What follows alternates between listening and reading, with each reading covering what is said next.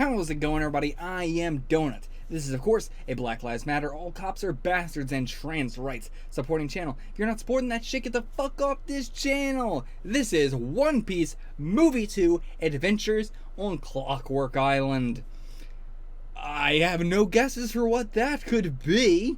Last movie was very, very piratey, and that was my kind of guess for it, that it was going to be the more piratey one out of them. As far as, again, I don't know what year these movies have come out in, so I'm guessing randomly each time I go in what the crew will be, and I'm guessing for this one the crew is going to be up to Sanji before Chopper. That's my guess. Because we were Sanji was in the opening of last movie, wasn't even in the movie, so it's got to be Sanji here. I think it's still before Chopper, though.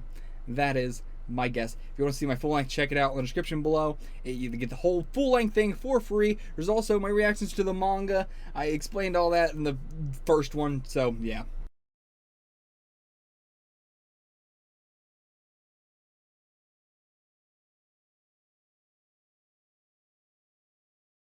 Okay, so this movie was definitely much different than the first one.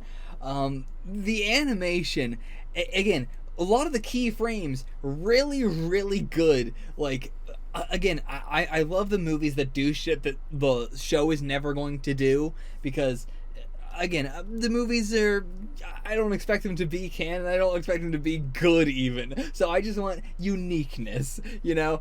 They're gonna be below par, give me uniqueness at least. So the stuff like, you know, Sanji getting his feet extremely fucked up and getting to see that visually and everything, like, that was a big highlight. The, like, faces that everybody was making, like, there was a lot more line work done on the faces in, like, the split second when you could see it, you know, in that key frame. And that's it.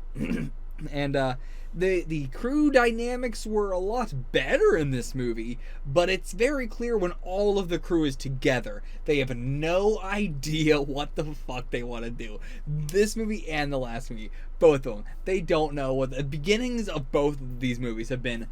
All dog shit, absolute dog shit beginnings, but then it slowly gets better throughout. And Nami had a great, you know, beginning here, but didn't get a fight in the end, and then just was kind of her whole arc just seemed to be, you know, sidestepped to the end. Just they didn't really do anything with that at all. The villains, again, all had some really cool designs. I just feel like they really underutilized them. It can be implied that the guy Zoro fought knew him from when he was a bounty hunter, but they don't expand upon him saying, "I know you," at all. That goes nowhere. The woman with the liquid powers, she has liquid powers, and they don't use it at all.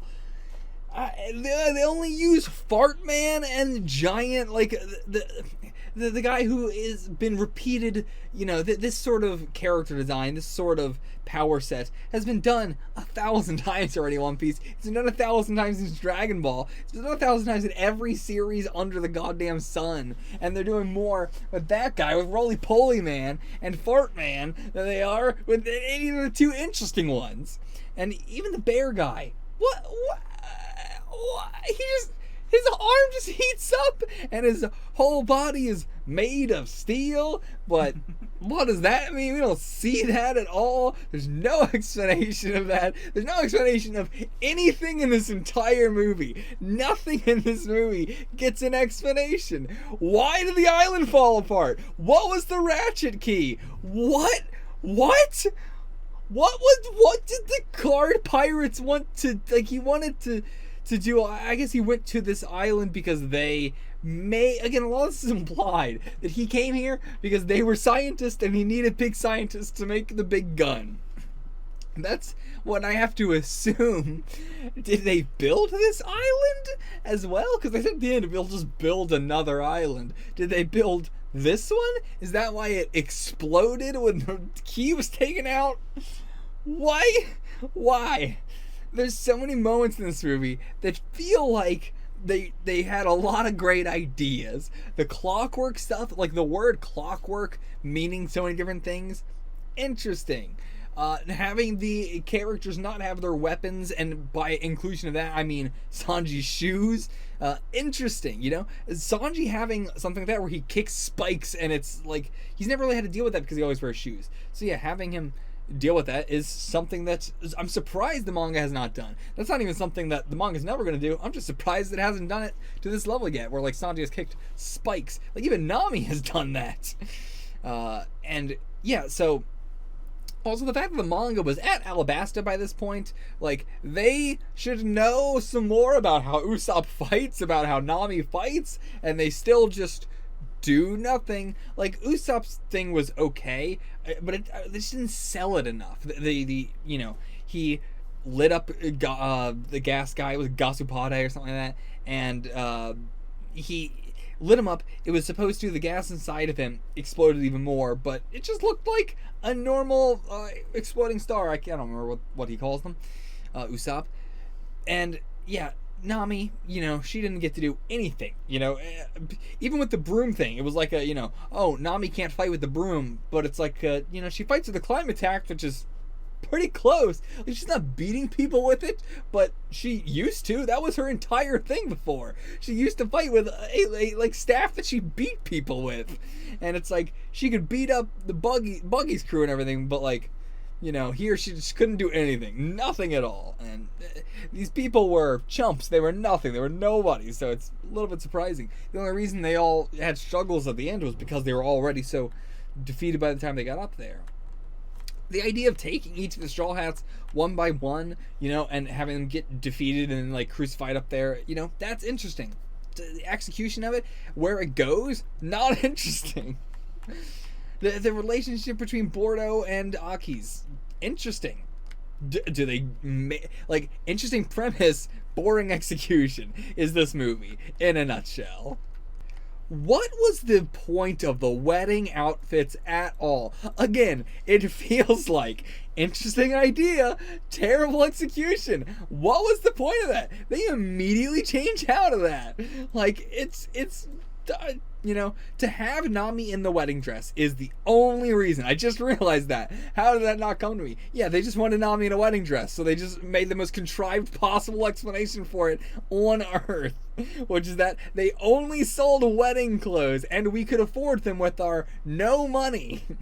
Now, the island, the Clockwork Island, has a gigantic clockwork drill going up it, staircase, spiral going up it.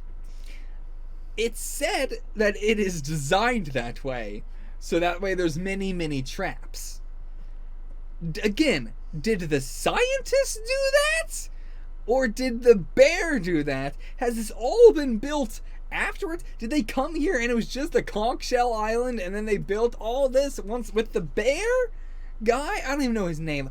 Every main villain of both these two movies has had the most unforgettable name. They barely ever talk about the main villain. And somehow this movie felt like it was both animated like a old 80s shoujo and Dragon Ball movies specifically. Like Dragon Ball movies. It felt like they had two of those animators and they forced them to work together. I did not understand it. Because I've seen most of the Dragon Ball movies through the abridged series and everything. And a lot of that, like, of the early ones, reminded me of this. Especially in the fighting. The fighting is very flashy in a bad way. I cannot tell what the hell is happening. This movie feels like it was intended to be watched frame by frame. Like, this should not be in 24 frames a second or whatever frames a second it should be. This feels like it was supposed to be in 1 frame a second, because there's a lot of detail put into a lot of the frames that you just see for 5 seconds. Not even 5 seconds is way too much. 5 milliseconds. Like, the fights are weird. There's a lot of detail in the fights. So much hyper detail in the fights, but it's so fast and it's not following any like a line of sight. Like, your eyes have to readjust to each new scene every time. It's not fluid going between them. So it's just a mess. And I don't someone worked so hard on it and it's a mess. Usopp's outfit, like, you know, the outfits they wear for the vast majority of the movie, not the wedding outfits, are, you know, really, that one's really good. Usopp in orange always looks good, but the, like, long sleeve, just casualness of his, I think it is the fact that it is the kind of long sleeve shirt that has the cuffs that are elastic, so it's like, it's kind of bulky, but then it like comes back at the wrist.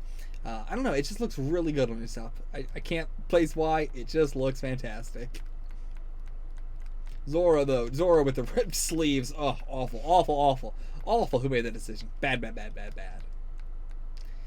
And, yeah, I guess that's it. I can't believe that Honey Girl, the Liquid Girl, did nothing. This movie was so unbelievably horny at the beginning, and then it felt like their boner went away immediately, and they just stopped that for the rest of the movie. I'm glad, but, you know, I thought it was going to get way worse, but no, they just had a boner at the beginning, and it quickly went away, and they ignored it for the rest of the movie. That was so weird. This movie's all over the place. Is there 18 directors to this movie? What is happening? So many questions that are never gonna get an answer. I'll see you guys for the next movie. Until then, get the fuck out of here. So my fiance actually just brought up to me that this movie has continuity with the last movie. Not just at the end of the end credits there, like the scroll where it had the villain there at the end. No, but the three random guys who I had no idea why they were in this movie, three henchmen who had like A and then 2 numbers on their back, were the 3 random mooks from the first movie as well. Like the one guy who looked like a mobster, and the one guy who looked like Elvis, and then there was another one, I don't remember. But I guess their crew is absolved into this guy. I don't know how that works, but once again, that just feels like a really interesting idea. Terrible execution, both terrible and boring. Okay, now get out of here. Get out of here.